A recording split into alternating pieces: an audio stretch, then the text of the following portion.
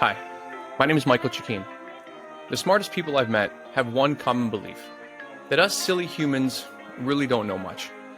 For example, we still don't know why planes stay in the air, or how Tylenol or even gravity works. Yeah, gravity. Look it up. In today's distracted, clickbait, misinformation age, I wish we could all be less certain, more humble, and a lot more curious. Admittedly, I've been known to struggle with all three. So no more, no less, this show is my attempt to be that change. Thanks for joining me, and here we go. Hey everybody, welcome back to No More, No Less. Today in the virtual studio, I'm joined by David Beckemeyer, the host of the Outrage Overload podcast. David is the former founding CTO of EarthLink, and he's a passionate advocate for understanding the impact of technology on society. With over 25 years in the tech industry, David has seen firsthand how rapid developments shape our culture and influence our connections. He's an expert in political polarization and media literacy, focusing on reducing toxic outrage and promoting civil discourse. With insights from psychology, social psychology, and communication studies, David helps listeners understand the mechanics behind outrage media and offers practical strategies for fostering unity and understanding a divided world. So, David, let's try to dismantle our outrage together today. Welcome to the show. Oh, thanks, Michael. It's my pleasure to be here. Was there an impetus that made you want to start the Outrage podcast? Because we seem to be in obviously an era of outrage from climate change to politics in every different country, etc. But was there something that happened specifically to you that you're like, I need to start talking about this more often? Yeah, I mean, there wasn't really one sort of straw that broke the camel's back, but there was kind of a collection of things. A lot of it was just we all have these stories about how family members, disconnect, or so and so is not invited to Thanksgiving anymore, and this kind of stuff. And you see people blocking and breaking friendships online and canceling people, quote unquote, and that kind of thing. So there was a lot of that going on. One of those factors was my son got off social media, and and he's millennial, and he was pretty active, and I sort of said, hey, what's that about, right? And so he told me how he was getting in these kind of online battles, and to the point Huh. where it wasn't even about the topic anymore, just sort of about winning the battle. and um, Right. and he found himself doing that, and he just felt it wasn't healthy, so he pulled himself off social media. So that was an interesting kind of catalyst, along with all these other sort of things going on in my periphery and in my own personal life. And I was a guy out there getting in Twitter fights too, right? So and I sort of said, okay, so what's going on here? I mean, we're losing friendships, or everybody's got a story like that. Kind of what's going on? And then I realized there was a lot of folks smarter than me looking at this, and kind of realizing it's a big problem. And I thought, well, a podcast is a good platform, because you can go a little deeper than a sort of 5-minute clip on TV. And for the most part, TV and other news isn't covering this that much. So anyway, we can go a lot deeper, and I can really go. And I'm kind of a science nerd and a curiosity geek anyway, so I thought this was a great way I can kind of take listeners on this journey. I'm going to go study this problem a little bit in a way where you don't have to be an academic. It's not going to be just two academics, plodding on about it, but we'll actually go talk to these researchers and practitioners and others kind of looking at this space, and kind of learn from it. And we'll go on this journey together to go try to understand this phenomenon, and maybe figure out some things we can do about it. Wow, great. I mean, it's interesting to hear how you said you started with this idea of your son quitting social media. I mean, that's pretty self-aware for him to be able to pull back from it, because it seems that the whole thing between the medium is the message seems to be that's what social media is doing to all of us. I mean, there's so many times I don't even use the Twitter app. I just use it signed in on a browser for a name that's not even my own.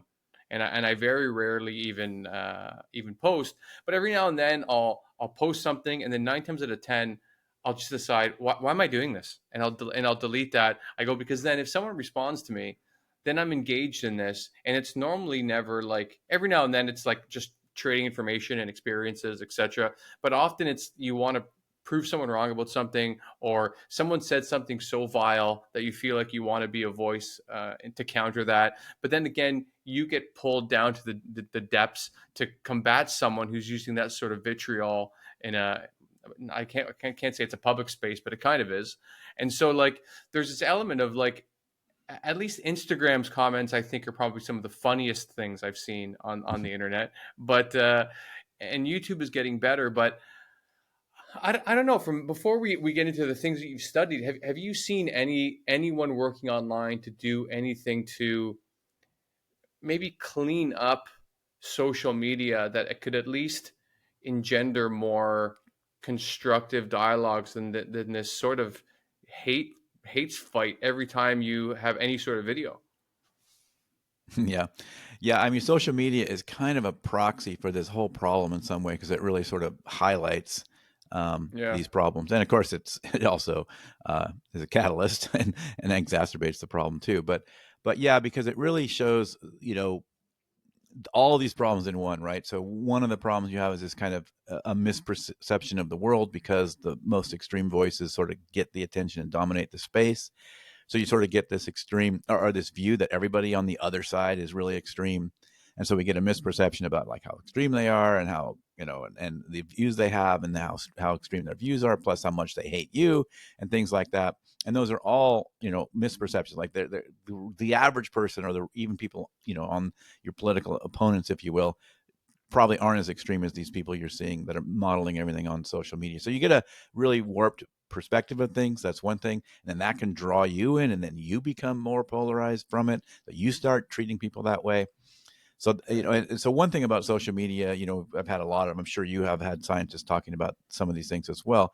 But I mean, some of it is just like we weren't really prepared for it. Like our brains aren't built for conversations with 1,000 people in a yeah, semi-public arena, and we haven't really figured it out. Like nobody thought first, oh, maybe we should look at the psychology and figure out how to build social media.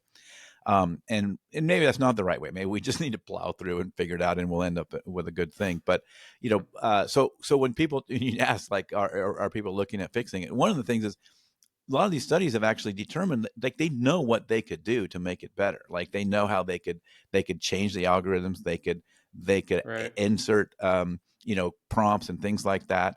And we know things that work. Like we've demonstrated that they work, but it doesn't fit the business model. Nobody's come up with something that also fits the business model because right. to do some of these things they would, since the revenue is all based on clicks and likes and attention and engagement, some of these things reduce engagement, and so therefore that's the only thing they get monetized on currently, so they lose money, and so they aren't going to do it. So the fact is the Hmm. social media companies know how to do this, they just don't do it because they can't figure out how to make it work for their monetization model. And so Right. that's part of the problem, is that we kind of know what to do, we just don't know, we can't implement it because and I'm not in favor of regulating that stuff either. I think that that's a different kind of problem when you start regulating that stuff. Right. Yeah, I'm not. So I live in Europe. I grew up in Canada. Like I'm not against this idea of regulation. I think smart regulation, targeted regulation, can be super helpful. And especially if we look at things over time, to be like, okay, we created this regulation 20 years ago. Does it still stand, or can we get rid of it? I think that would be super helpful for all sorts of industries as everything's evolving so quickly. Um, where I find it problematic in the social media spaces, I wish that at least on Twitter, I wish everyone at least had to upload some sort of piece of ID so everyone had one account. There are so many bots in some of these spaces that have been very widely documented to be just Russian AI factories or people trying to sow discontent in different Western countries. I think that would be a good start. I mean, Facebook is a bit of a dumb place in general, but it seems to be less of that because you can obviously see if you're on your profile and you posted something, and all of a sudden John with one friend that you've never heard of is commenting, you can just delete that and move on, and no harm, no foul. But in Twitter, it seems like a lot of these they're just I'll see people on news outlets. This drives me. Actually, this is a good start into the outrage because this has been making me furious for probably 10 years now. I hate when I'm watching a news program, which happens less and less, and someone is talking about an important issue in whatever country, and they'll say, "Look at John XYZ on Twitter. He said this. Now let's talk about what he said." Who the fuck cares what this random person said that we don't even know if it's a real person? But now it's part of the environment of news that now we're talking about it. Now someone said something and now we need to discuss it, and it elevates it past the level that I don't think it would ever go. And now everyone else is talking about it, and it creates this I don't know, this shit avalanche that just comes down on all of us. And I don't know, like, do you see things like that? Like, what part of the social media part like makes you the most angry? Yeah. Well, I mean, that's certainly one of them. And, and that is like, they should be embarrassed, for doing that kind of thing. I don't really care what Yeah. Billy Bones 537 said, right? Right. Like you say, there's just no credibility in that. Why are you even echoing that? And I get it, like in the aggregate or something like that, or whatever. But yeah, there's a place for some of that kind of thing. But yeah, Yeah. that stuff is bad. But, I think, I don't know, social media, it is a cesspool. It really is. So it is one of those things. You were talking a little bit before we started about how, like, you'll post something and then it's like, you don't want to, later you want to go delete it. Well, that's kind of how it is. Like, you find yourself entering these spaces, then you go, well, that didn't achieve anything. I didn't get anywhere with that. Even if I Yeah. win, I lose. You know what I mean? It's like one of those kind of situations. And I think that's what's frustrating about it, is that we're getting, we are getting that we're getting that screwed up view of the world, and it just makes us more toxic because we think people are like that.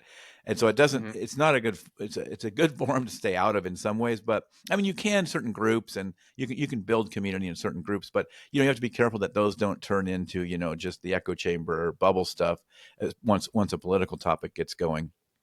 But, you Right. know, even that can be a challenge. I mean, curating that and dealing with that, these are all problems. I mean, you know, I, I get frustrated. I think if you talk about regulation, I think a place that we could improve is more transparency, right? And I think that's something that all these platforms should have as part of their, if we talk about regulation, it might be something like, well, you need to cooperate with, 6 research studies or researchers per year, and, Hmm. that can independently assess the impact of your platform and your algorithms, things like that. Where Right. and real science. I mean, not just, these guys kind of do their own science internally, but I mean, sort of real science, whether it's peer reviewed and the difference between causation and that kind of thing, like understanding those kind of things and really Correlation. getting, Right. yeah, and that kind of stuff. And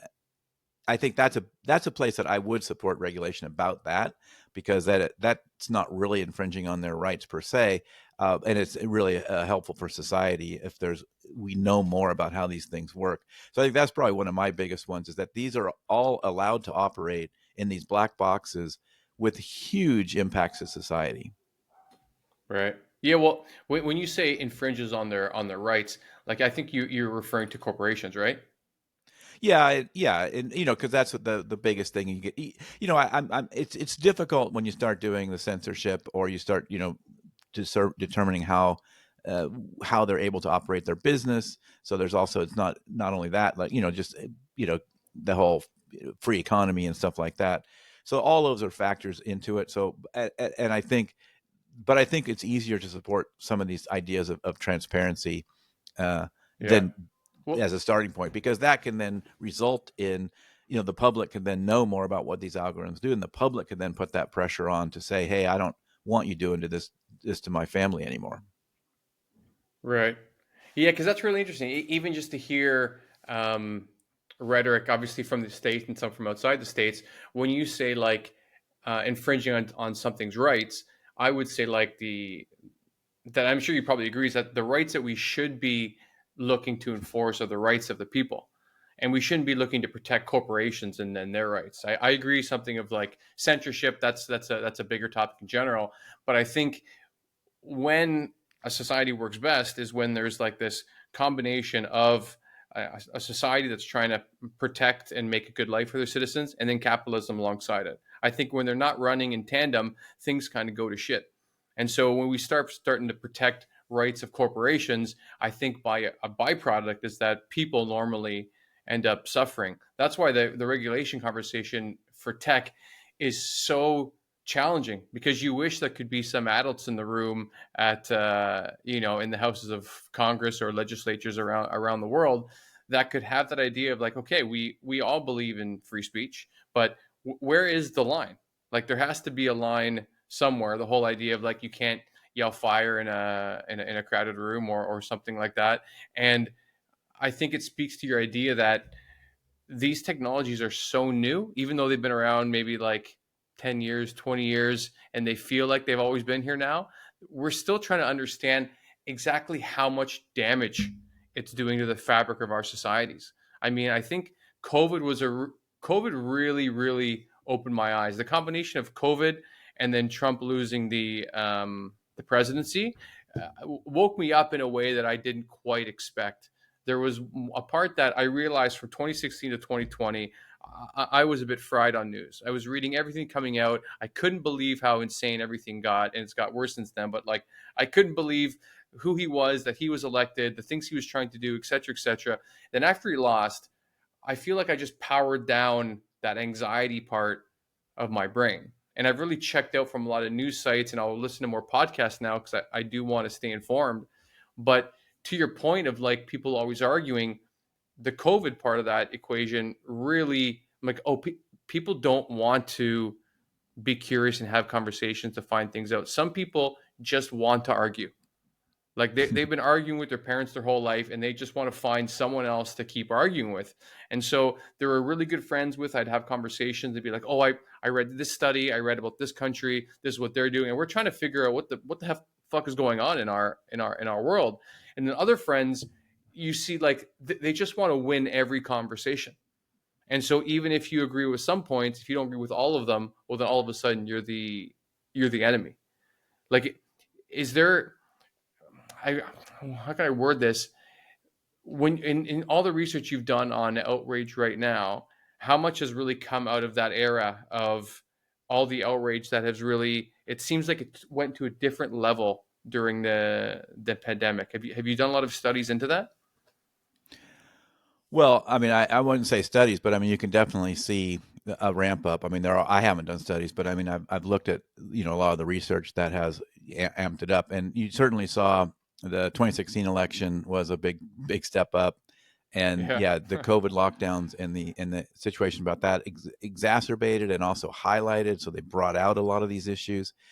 So yeah, you definitely saw that for sure. I don't want to say that we didn't have polarization, and this has been a trend. This is like a 60-year trend to get where we are. But those were Right. it often is kind of a stair step thing. These different events happen, and different things kind of change. The dynamic changes a little bit, and that kind of boosts it up. But there's no kind of one event that was the tipping point or whatever. But definitely those two scenarios ramp things up a lot, and that actually increased the research into things a lot more.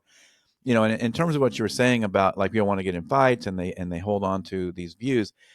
I mean, this is what I was saying a little bit earlier about how this really stems back to this tribal nature that we have, and we're not really aware of it, right? But and then this 60-year pattern has caused us to just get more and more that way, where we are, making our political identity so much more salient in our lives, and it's become so much a part of us that it's now, like a moral threat to threaten anything that doesn't align with my tribe. and Right. and once that kind of psychology kicks in, then our ability to reason really gets modified. All of our cognitive biases kick in, um, and we're really smart and really good at rationalizing things, right? So it's not necessarily, you don't have to be dumb to do this. It's easy to fall into this and not know you're doing it, because we're Sure. actually really good at convincing ourselves we arrived at this conclusion through this purely rational thing and only looked at the facts. and Huh. and so both sides feel that way, right? But this hostility has been growing, and that's what it's a cycle that once I have that hostility kind of kicks in, now all my other cognitive stuff kicks in. That makes my brain continue to believe all this stuff and demoralize about it and to think I'm on a morally superior path. And then I want more of Right. the outrage. So we actually like it, right? We want to be shown the other side doing these outrageous things because that helps us validate that we're on the righteous path. They're the evil ones. We're on the Right. righteous path. So we at the same time want that stuff, even though we kind of say we don't want it. Like we're kind of upset about the vitriol and all that. But many times what we kind of mean by that is we want the other side to change and be more like us. That's what we actually want, right? Um, Right. and it's a much harder thing to say, well, we're going to try to understand each other better and figure out how we can um, and lower the temperature basically, right? And bring it back. And so that's the biggest thing, is that once it becomes sort of moralized, then that's when all these parts of our psychology kick in. And a big aspect of that, you were talking about how I can't say anything that doesn't match my tribe. I'll get kicked out of my tribe. And that's a fear that people have. And in social psychology, they talk about how the fear of social death is greater than the fear of physical death. And that's that idea that we Hmm. sort of traded, muscles for brains, and we can't defeat, these these terrors out there without being in part of a group. So if you get ostracized from your group, that's like a death sentence. And so we're so afraid of it, and our deep brain is so afraid of it. We don't know this is all going on, but that's what kicks in, Right. is that tribal nature, and it feels like you're being sentenced to death if you're so afraid of getting kicked out of your tribe. And that makes you just continue to take these stronger and stronger stances all the time. Mm. Well, it seems, at least in my experience, people that are more prone to anger or paranoia, or maybe they don't have so many friends and are a little bit disconnected. I find they end up, quote unquote, doing their own research on things, and what they end up finding are groups online that make them feel like they belong. And I think a lot of these people are, I think failed joiners in a lot of respects. And so then when you find someone that matches your paranoia and outrage and disconnection, but then you feel all disconnected together, there's this community with like you said, probably builds that bond greater and greater. Because I found a lot of people, former friends of mine and some current friends of mine, during COVID, it seemed like they refused to believe that anything was real.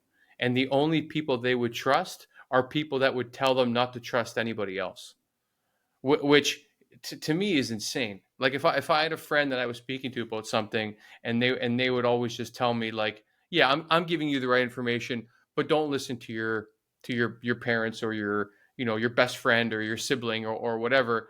I'm the one that you can listen to. I'd be like, yeah, this person's insane. But like that seemed to be what a lot of people during that COVID that kind of went off the deep end. That's the people they gravitated towards personalities online that would be like, you can't trust any of the and any of the establishment, if you will. Everyone's trying to mislead you, and because things are so complicated, you're like, well, at least this guy's giving it to me like it is, and then they become really attached to these things. And I find it so frustrating to try to have these conversations with people, and everyone is just so angry all the time. And I think back and I'm like, I was probably close to that during the Trump's time, the Trump times. Like that was 2016 to 2020 was the most outraged I think I was in perpetuity. And unfortunately, like, do you have a time that you think in the last 10 years that you were at your peak outrage? Because I think like your son, all of us realize at some point, hopefully, oh, I don't like it here. I'd like to live my life in a different temperature, and so we migrate intellectually or socially somewhere else. Is there a time that you had something like that? Yeah, like I said, I mean, I don't know if I can. It was kind of not one thing, but it was all that kind of building, right? Where, like I said, it was kind of I was getting in these Twitter fights and finding myself there. So yeah, I mean, I would say that was probably shortly before the podcast, so probably towards the end of, or at least towards the end of the main, when the 2021 kind of time frame, after some of the Right. issues from the pandemic had kind of settled a little bit. So I would say the pandemic might be that. And people talking about lockdowns and fighting over vaccines, that might have been the peak for me. It was just that Right. might have been where I probably was being irrational too, right? um Sure. and with all the stuff you said there's so many threads we could pull on, right? So I don't know exactly which direction to go best there, but there's Yeah. Feel definitely a free. lot there. Yeah.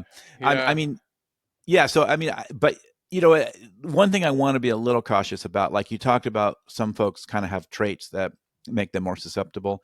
That's a little bit true, but we have to be a little careful because most of us are potentially susceptible to this.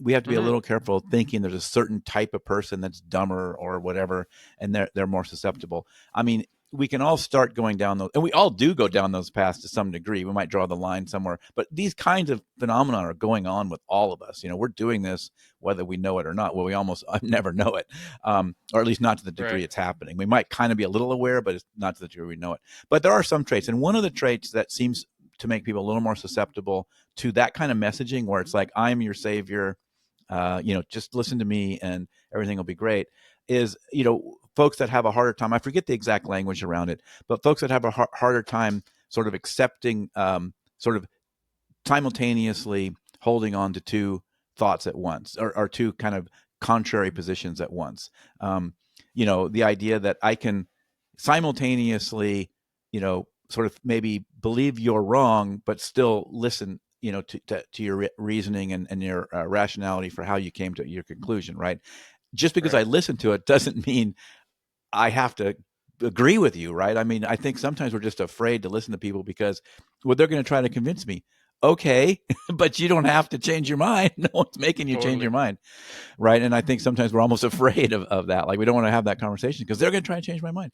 But so that's one thing, is folks that have this kind of a little bit more black and white thinking, I guess, is the simplest way to think of it. And if you're in a black and white thinking mode, to a larger degree, that is one trait that can make you a little bit more susceptible. We still have agency to not fall into these rabbit holes, though. Right. And some of it is, you talked about, people will do their own research. I mean, that's, you talk about a trigger. That's one of mine, right? The people that say they're doing their Yeah. own research, because what are almost always doing, I'm sure you know about the phenomenon of sort of motivated reasoning, right? Where we kind of have a conclusion we want to draw, and so we go, we do all this reasoning to make the facts fit. Even if they're real facts, we make sure our interpretation of those facts fit our moral motivations or Right. some other motivation. Or you find a study that you have no qualification to evaluate, and you just take the headline and you be like, "Well, look at this. There's this study Right. that proves this point." And then once you start bringing that out, it kind of kills the conversation because you're like, "Okay, okay, I guess that study is there." But because there's not a real expert in the room to sort of dissect that study and what we're talking about, then it kind of throws a bomb sometimes into a conversation that sometimes could be more nuanced. Yeah, the nuance is a key factor here, and that's part of that. When you have that more black and white model of the world, accepting that nuance. And now all humans have a trait toward this, right? I mean, it's part of our Mm-hmm. survival mechanism, right? We kind of have to simplify the world, or we couldn't deal with it, like it's too complicated. So we have a tendency to do that. Like we do like simpler answers. We do want to kind of simplify things. And then sort of, especially once we've kind of made a moral judgment, then we want to just nail that down. It's like, I'm done. Like I don't need to think anymore. I mean, there actually is a phenomenon that's called um, make sense stopping rule. So in other words, it makes sense stopping to evaluate it anymore, right? I'm just going to stop here. Like I've gotten far enough. I like this answer. I'm not going to do any more, quote unquote research.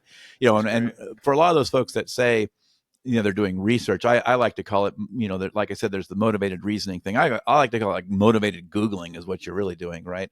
Um, Okay. and we all probably do that to a degree, but I mean, you have to get better at all those critical thinking skills. It's not natural. Like people think I'm a good critical thinker, like naturally. No, no, you're not. You have to go learn about it, and then you have to practice it. So even reading the book about critical thinking is not going to be enough.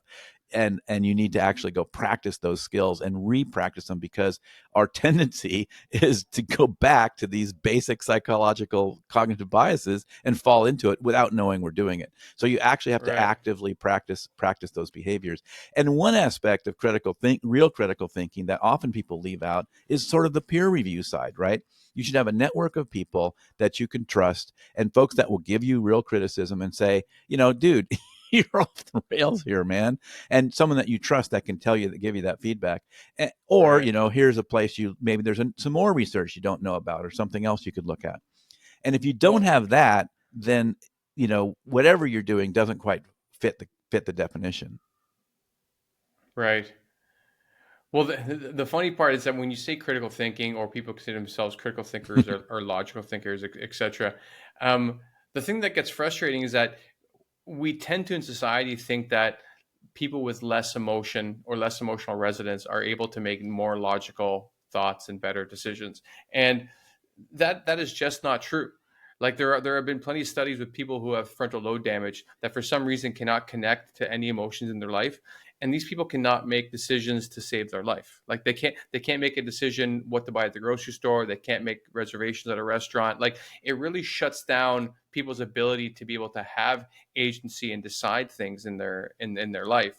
And so all this to say, I think when we're thinking of critical thinking and logical reasoning, like for one, you can't logical reasoning yourself on a topic you don't understand.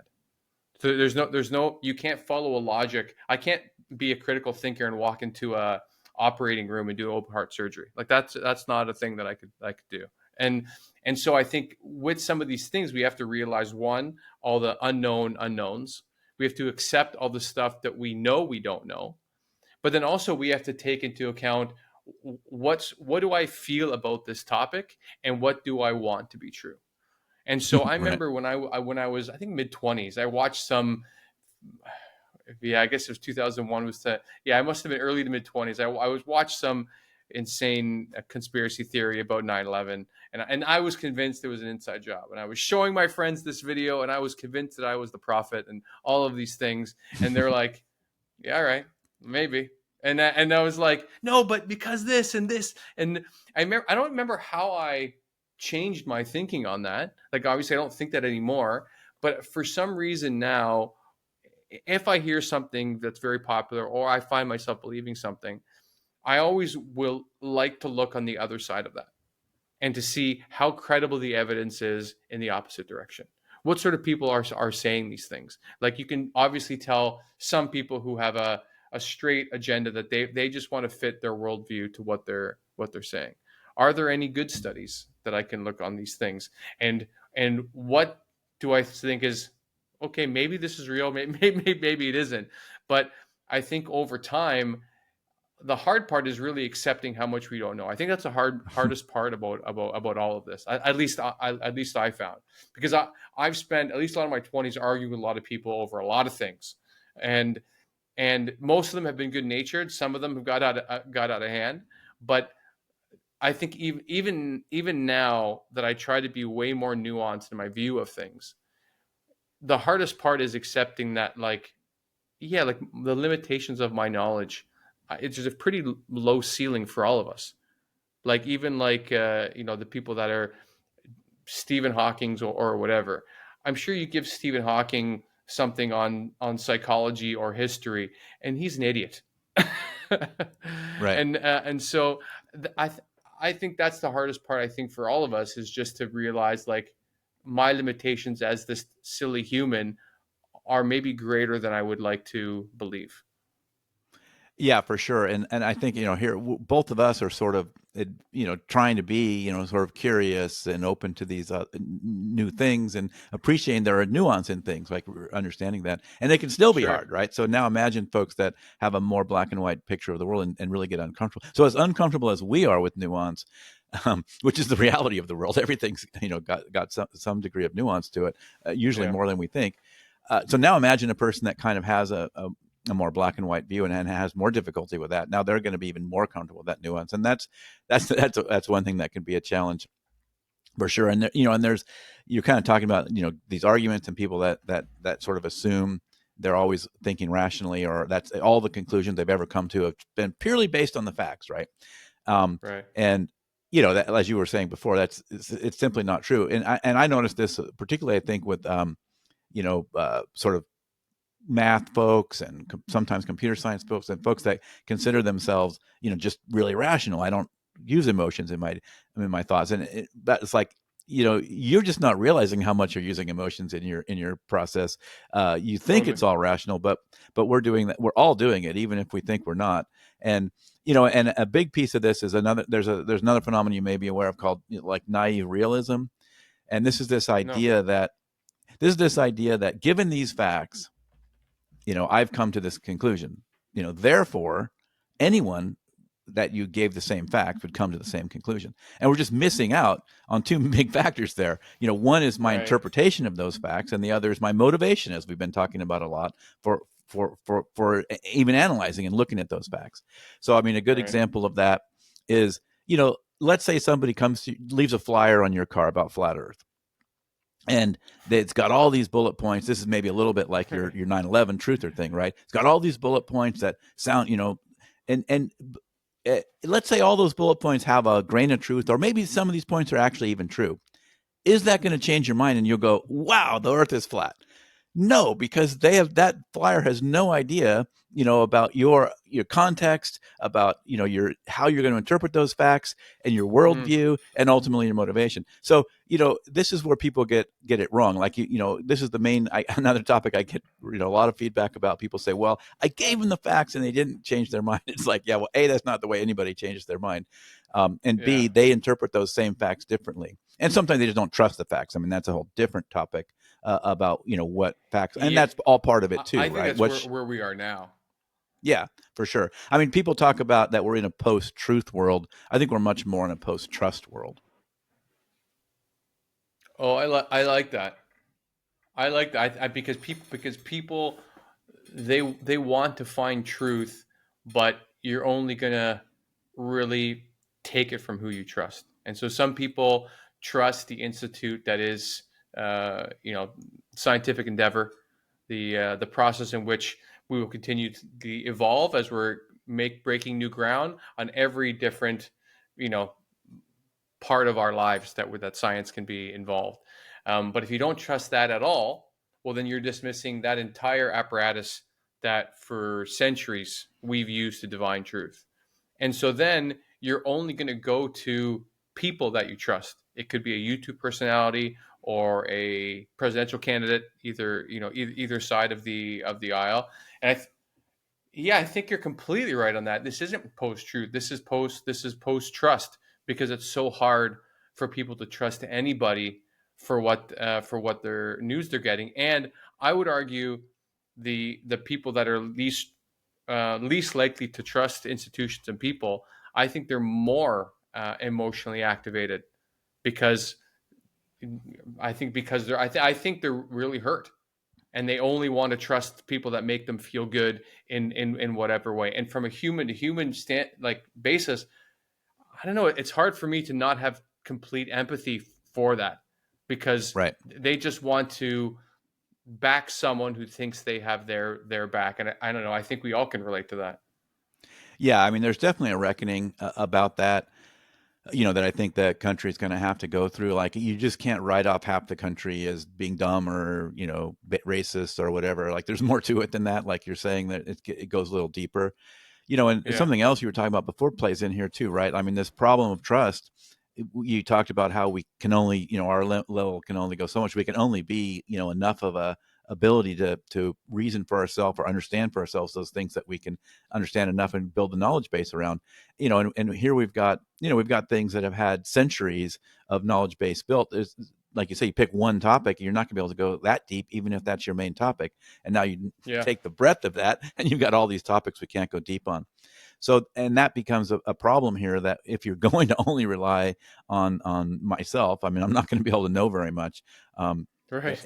about the world. And this is where, so this is where it gets complicated, that as these things get more nuanced, and also this idea of certainty, right? Like, one of the challenges of all of this is that, certainty is where you get in trouble, right? When you actually believe a thing. Certainty is is what enables you to um, take on Live your life. violence or something like that, right? Because I'm so Oh, certain okay. I'm right. I'm so certain I'm right that, well, A, I can just write off anything you say because I'm so certain I'm right. That's one problem. It just blocks any new knowledge coming in. But it also enables. That's what makes some of these bad behaviors possible, because I can justify it because I'm so certain. So Right. getting that comfortable with that nuance, that like in science, I was thinking about it from the science perspective, where certainties, there's a scale, right? It's kind of what it is, a confidence scale, right? So We know Hmm. things with a certain amount of confidence, and that never goes to 1.0, right? Whatever, from a scale of 0 to 1, you're never at 1.0, no matter how much, the data is there and how many, examples there are. It's just a confidence scale, like, evolution or something, right? And there's a lot of evidence that evolution is a thing. But there's probably going to be lots of things we discover about evolution that we don't know now. It's not going to mean like Sure. evolution isn't a thing, but we're going to know more about it in the future than we know now, and we're probably going to find out some things that, oh, that was kind of a wrong track. Like with the way we divided species here was not quite right, and there's already a lot of debates like that going around. And even species are a perfect Right. example of this, where it's like, oh yeah, well this species used to go there, now it goes there, and then people go, well, look, science got it wrong, and now they're so why do we trust them now, right? Right. And Well, it's getting. Darwin was totally wrong about emotions. Like he wrote a second book about emotions, and he followed his child around, and the things he said that emotions, I think it was like, were generally useless. He was totally wrong about that. Like he couldn't have been more wrong about that.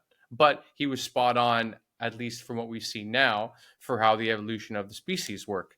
But he just discounted this idea of emotion, and some theorize it's because where he came from. I believe he was he British? Yeah, I Is think that so. right? Yeah, and so like in the Victorian era, there was this very stiff upper lip that emotions were just for women and children, and they were very silly. And if you showed your emotions, you were emotionally incontinent. They said so. Like there's a big cultural bias that he had for that entire book that has now been disproven. And so to your point, like we're gonna get to points where even things where from brilliant people who were accurate about one thing completely shit the bed on the next thing that they did. Yeah, for sure. And I think you see that in the news media as another example of that, right? Just because, somebody an author or a journalist got this thing really right doesn't mean the next thing is going to necessarily be that right. They still could get something wrong in the future. So that's a Right. heavy lift for us to deal with too, and that feeds back that trust, because that person or that journalist or that team got something wrong, then everything's going to be wrong. Well, it works the other way too. Like just because they got that thing wrong or they went in a bad direction there doesn't mean everything they Right. do prospectively is bad, and that's a real heavy lift for us to wade through. Yeah, I was going to say, I think, because I think about this a lot as far as like there are divisions in every country. There are political divides, France, Italy, Spain right now as well. Like, but the the level, the temperature that it's at in the U.S. is so crazy.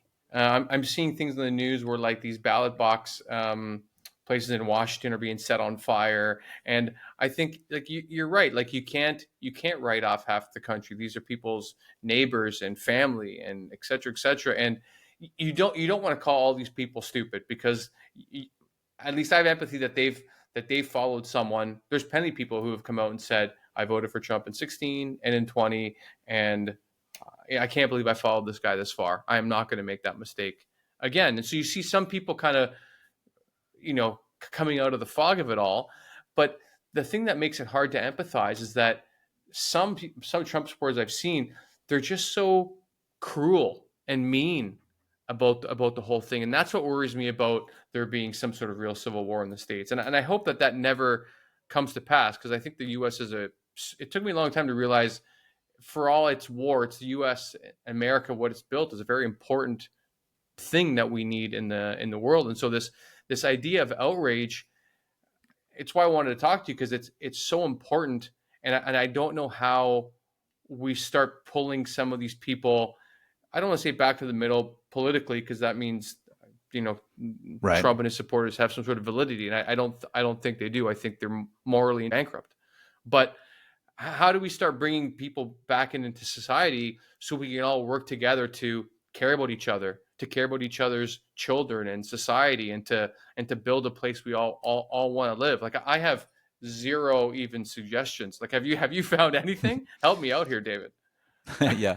Well, certainly there's a lot of people working on the problem, so that's one thing. But I do want to say Yeah. that I don't think I agree that I would count Trump supporters as morally bankrupt. I mean, I think they find themselves in a place that you were saying sort of before that they kind of feel hurt and they feel like there's this retribution. And I think that's kind of where things are at with some of them. I don't think, and obviously there's a bunch of other ones, a bunch of other people that support Trump that aren't in that extreme category. They're sort of thinking about Right.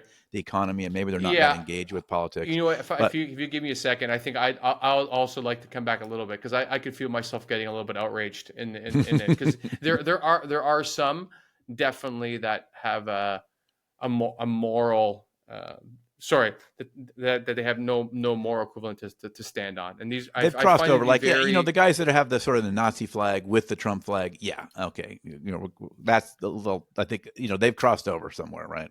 Yeah, and I think you're right though. There are a lot who just think that for some reason the country is lost forever to a communist, and I think they're believing a lot of things that are just factually completely untrue. So you're right. I appreciate you pulling me off the outrage fence on that one.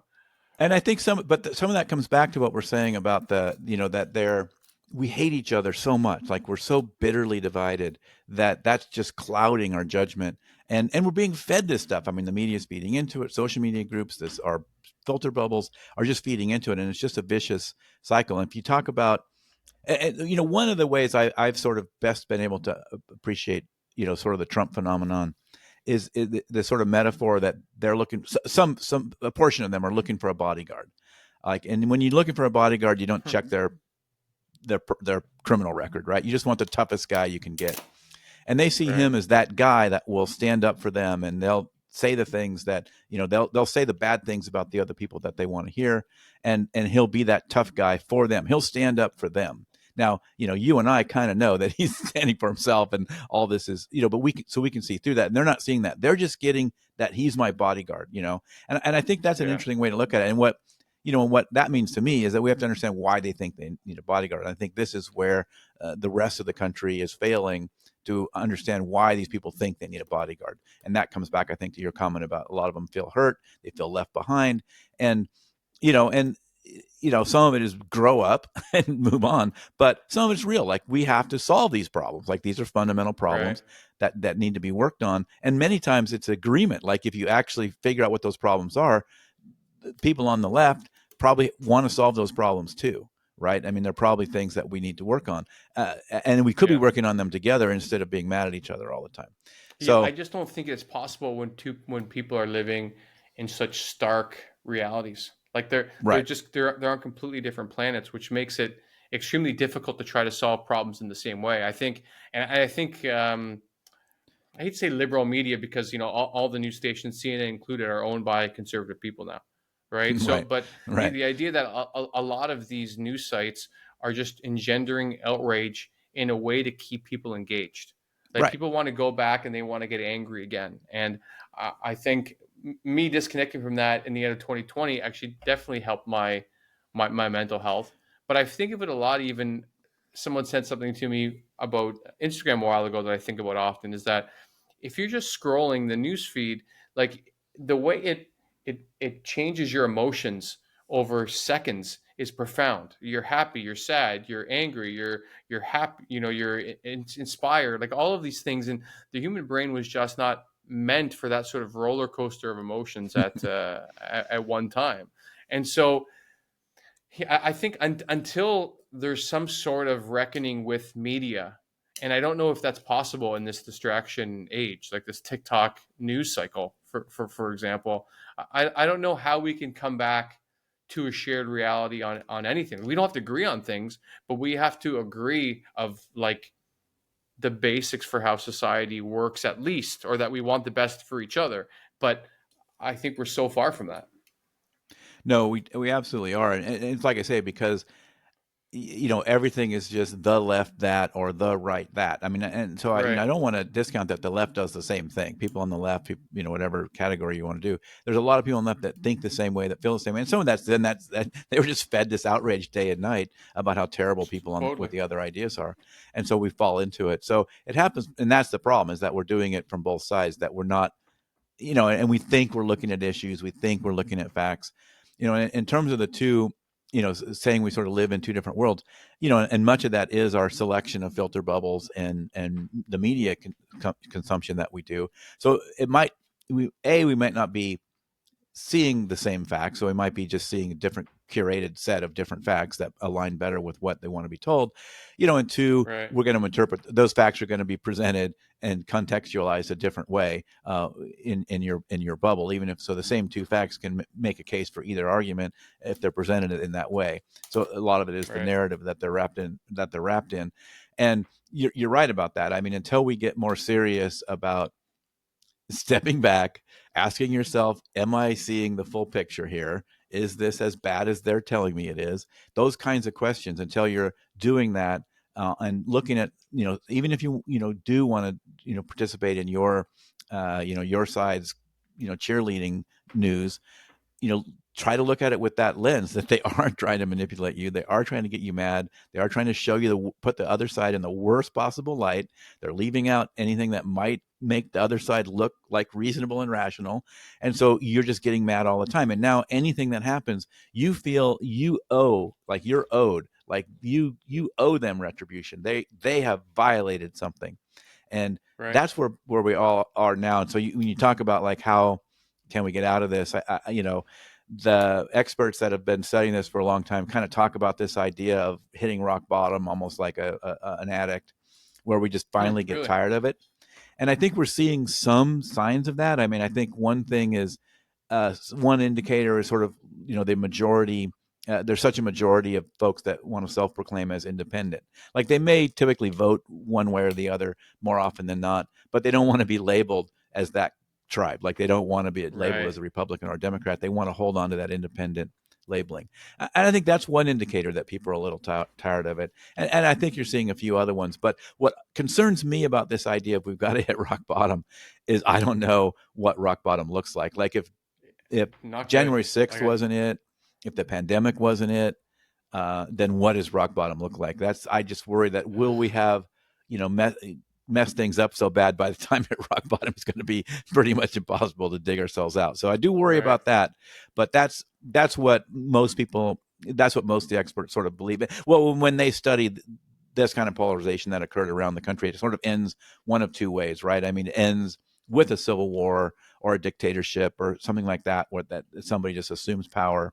Um, uh, and civil war never really gets you anywhere. Like you just finish the war and you're right back where you started most of the time.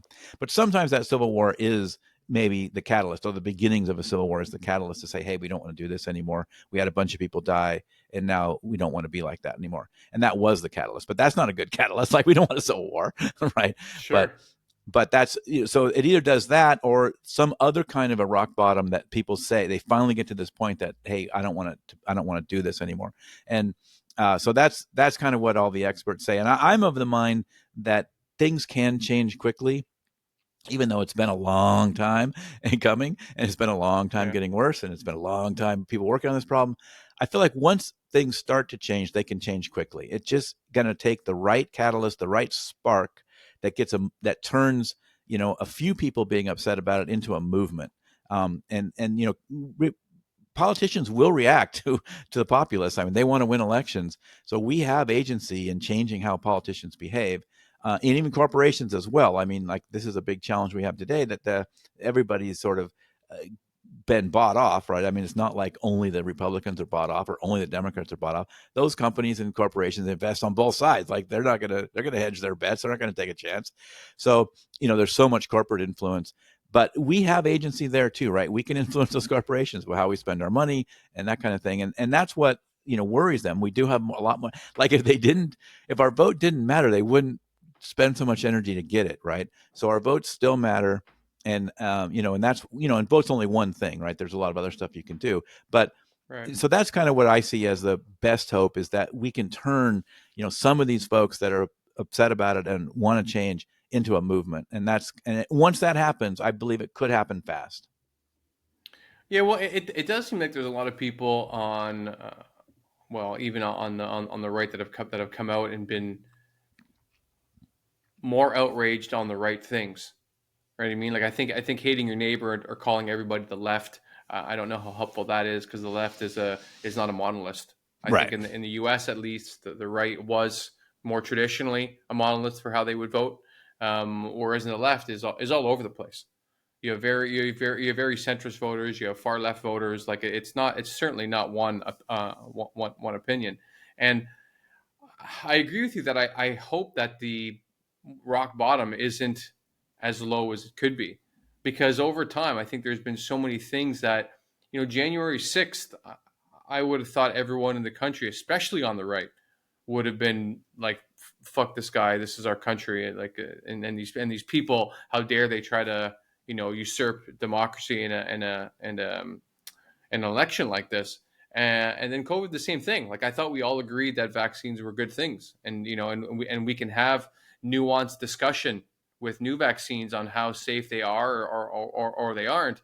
And things just evolved to a place that now no one's vaccinating their kids from measles. And so, like, I I agree. I'm not really sure where rock bottom is, but I just hope it's not like, us needing to speak Russian in Central Europe. Like, I hope that's not what rock bottom looks like to a lot of people. But yeah, it seems to be moving. Like, some people realize how serious some of these issues are, and how much I think hurt it's done.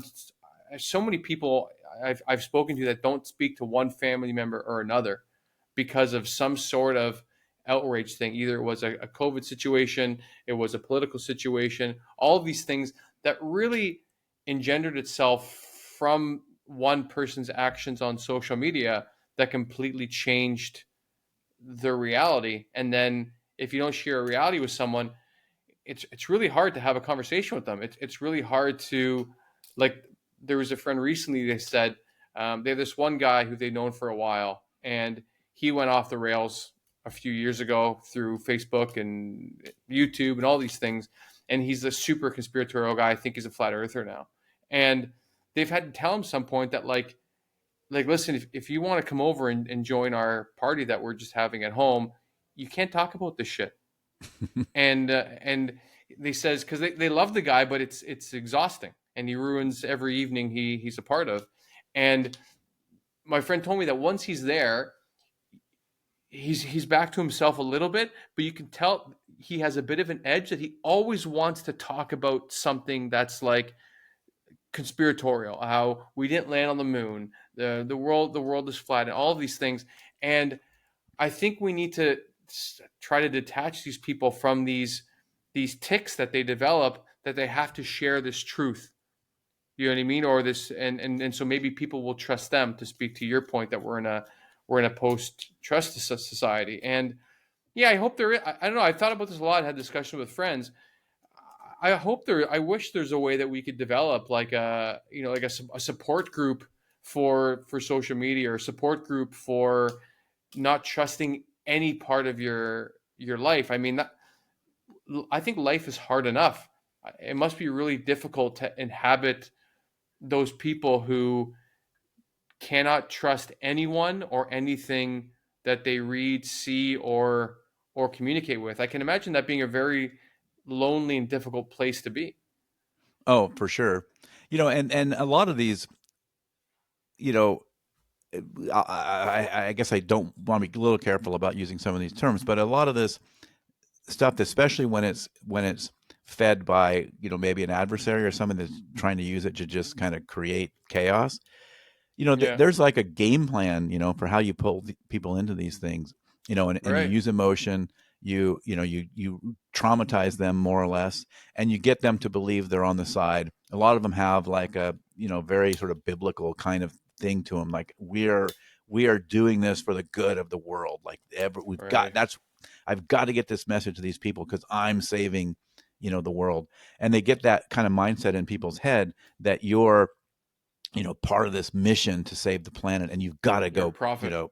you're a prophet, and you've got to go get out there and say it. And that's one reason why people get compelled to do it, because they have really fallen into that. They really believe that there's this lizard people, and they're, gonna do something. I don't know, whatever the lizard people are gonna do, but they Right. feel They're like gonna they're they're on gonna this. buy another pizza factory and have a pedophile ring in the basement or something crazy like that. Yeah, I mean, pedophile thing's a perfect example, because I mean, that's disgusting, right? I mean, no wonder you're morally outraged about that, right? But it's not Sure. real either. I mean, at least all the stuff, the versions of all the stuff they have. But if you really were saving the planet from a pile of pedophiles, you would feel like a prophet, right?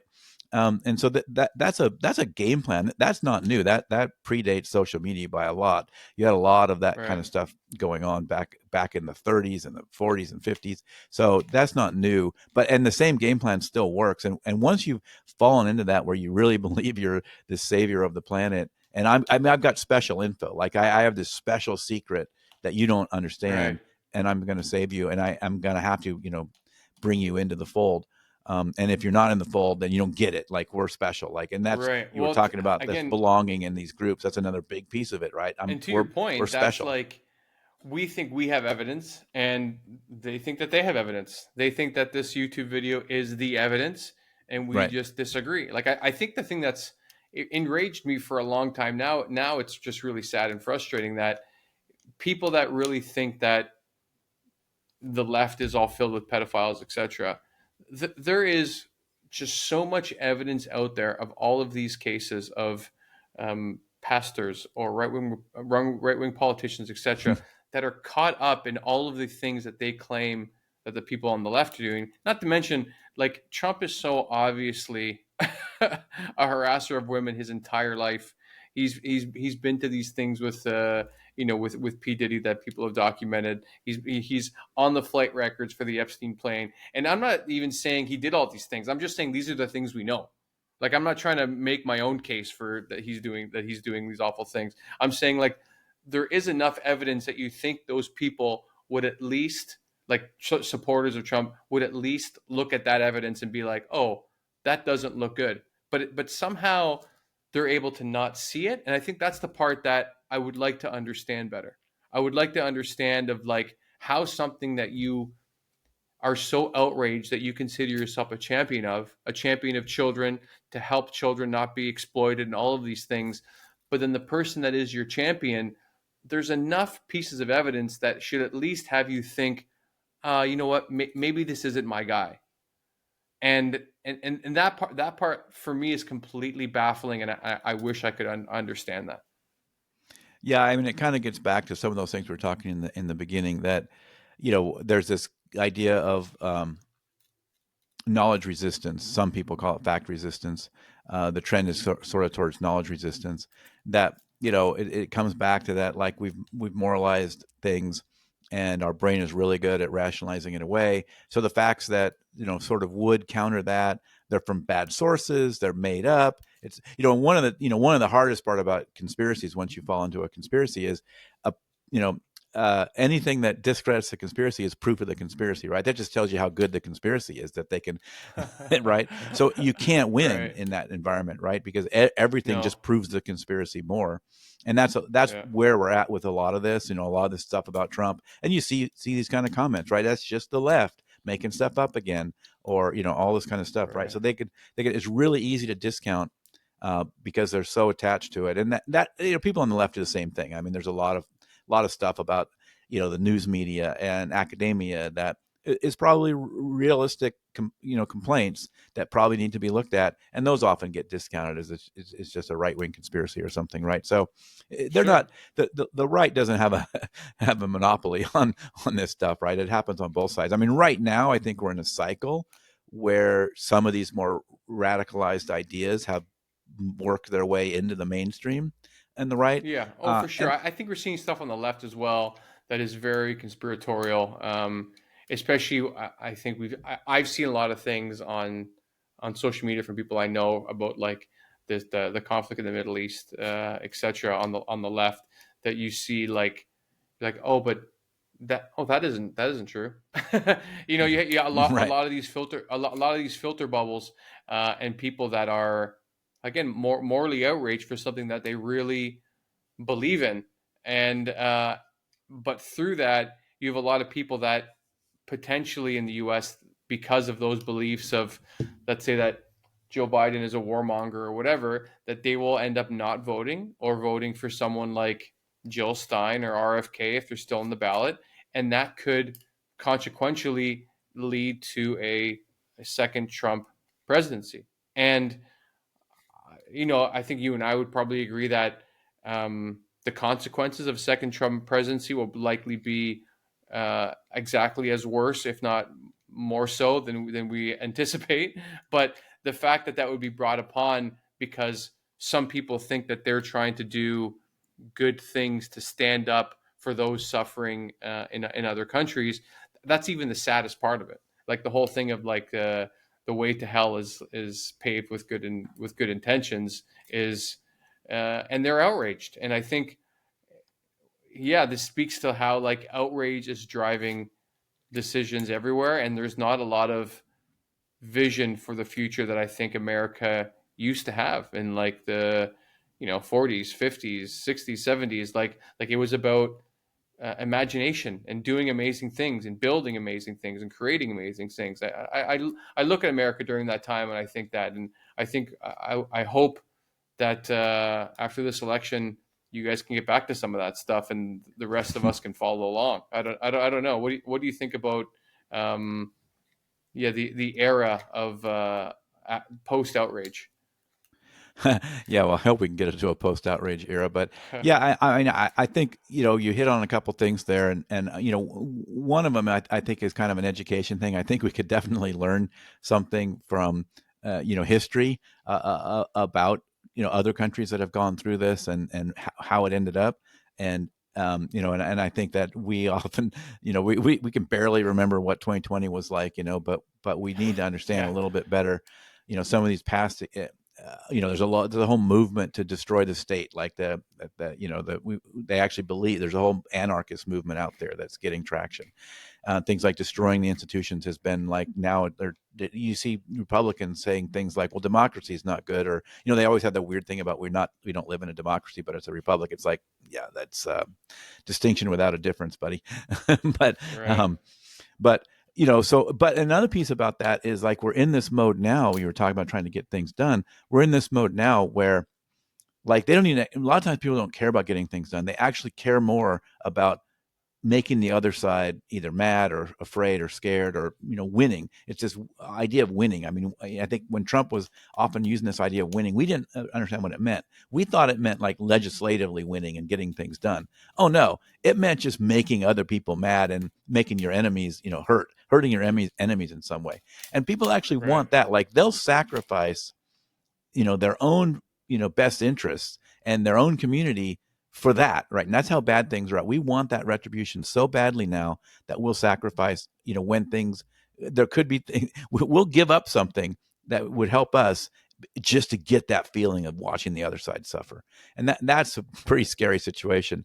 And I think another aspect of the education, you talk about like getting things done, it's understanding that, America and democracy in general, but America's democracy with our federated system and our branches of government, it's a messy system. Like it doesn't work. It only works when people, and it was designed to work, that people that didn't like each other and didn't agree on very much could get in a room and sort of hash things out. That's how we got a constitution. People that didn't like each other got in a room and hashed it out. And that's broken right. now. Like we don't champion that. We don't endorse it. When somebody on our side says they'll work with the other side, we start complaining about that. Like, oh, you shouldn't compromise. It's like, dude, it's the only way anything happens in this country. It's all about Right. compromise, and you have to build Totally agree. coalitions. And that whole idea of building coalitions has kind of gone away. And I am seeing some stuff with the Harris campaign where you're seeing some beginnings of signaling of that if she were to win, I mean, I don't know if she's going to win. Probably not. Who knows? It's very close. But if she were to win, she talks about putting a Republican in her cabinet and things like that. So, I mean, Right. I think we have to get better at championing that instead of criticizing it when the political elites, are open to the idea of working together. We have to champion that instead of, complaining about it. The thing is, I think we always end up on this side of outrage that people won't work together. But I think we've seen, again, we're really laying most of this conversation about on U.S. politics for outrage, and so like this Canada is very different, Italy is very different. They all have their own issues, but the U.S. is the most extreme. I I don't want to say fun, but like it's more interesting to talk about all the drama that happens in the U.S. But yeah, the idea is that like I see a lot of people on the left trying to work with the right, but it's not the conservatives of the 1970s or the 1980s. Like not even Reagan's conservatives are around in the party today. So the idea is like it's mostly being run by a very Christian nationalist party that they don't want to work together. They would like a theocracy. They would like very specific rules that control how people live their lives and have sex and what they watch and what they do, and it's very very controlled. And and so I think it's very difficult to work with that side because you don't have a side that is willing to flex on everything, on anything. So and if it's run by Trump, he doesn't want to give anybody a win ever because he wants to be the one to win. To your point, and yeah, I think it's really sad that like you said, winning means hurting the other side, and I think unfortunately, if there's another Trump presidency, I think from the policies he said, there's a lot of people that, right and left, that are going to be hurt from how he's going to run the country. And it's going to be sad. I don't want to see the other side suffer. I don't openly want to see people suffer. I hope that there could be a government that would help people live better lives in the middle. Like the U.S. kind of created this idea of the middle class. I think that's the saddest thing in all of this. So like, and to be honest, as we wrap up here, I want to be respectful of your time. I'd rather leave on sadness than outrage in this because I think we have so much time to be outraged for so many things. I think I'd rather ground myself in empathy for people that are end up hurting by some of these policies. And yeah, I guess a way to leave on, like, have you found any salves for this idea of outrage? Like, because none of us want to feel like that. I'm sure the people that are the most outraged, that maybe politically we would disagree on, again, it's a difficult state of being to be in, that because you're fighting with probably family members. You're always in this state of anger. Like, what things would you offer to some of the people listening that maybe can help them emotionally come down from that state of aggression, outrage? I don't know, however you'd want to categorize it. Yeah, for sure. I mean, one of the one of the sort of things that comes up a lot is that some of these things seem either trite or like, oh, that's just mumbo jumbo psychology, mumbo jumbo. But I mean, some of these things actually do make a difference, right? So you talk about mindfulness, right? So just trying to be mindful of your own emotions, trying to be mindful of the things, that ways you're trying to be, people are trying to manipulate you. Like we talked a little bit about that before. Other Right. other things. I mean, just getting exercise, getting outdoors, getting sunshine, um, and and limiting your news consumption or managing it better, like picking times, picking limits on how long you'll spend on it. Maybe this week, instead of going wide and reading news across the board, I'm going to go deep on one subject, and I'll spend most of my Right. energy focusing on that one subject. So I think some of those little tricks and habits can help. Um, and I think another big one is sleep, right? So come up with a Right. sleep habit, right? Come up with a way, get in a habit, some kind of a habit where you're starting to roll off of devices. You're putting the devices away or putting them in sleep mode. You're not scrolling. You're not doom scrolling in bed. You're kind of preparing to go to sleep and trying to get a good night's sleep. And that might mean, making your room darker, making your room cooler. Like I say, not doom scrolling in bed.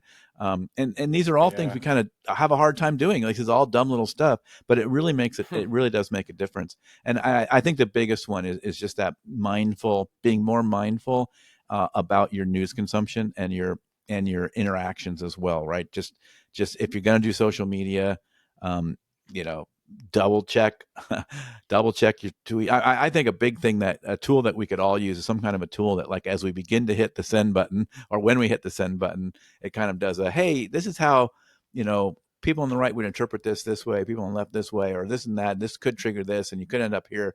And you go, do you still want to do it? Or do you want to reword it? Yeah. Here's some options for rewording it, or something like that. I think that kind of Right. stuff could help a lot, because the sacrifice you pay in the long term for that little bump of a couple of likes and shares isn't worth it.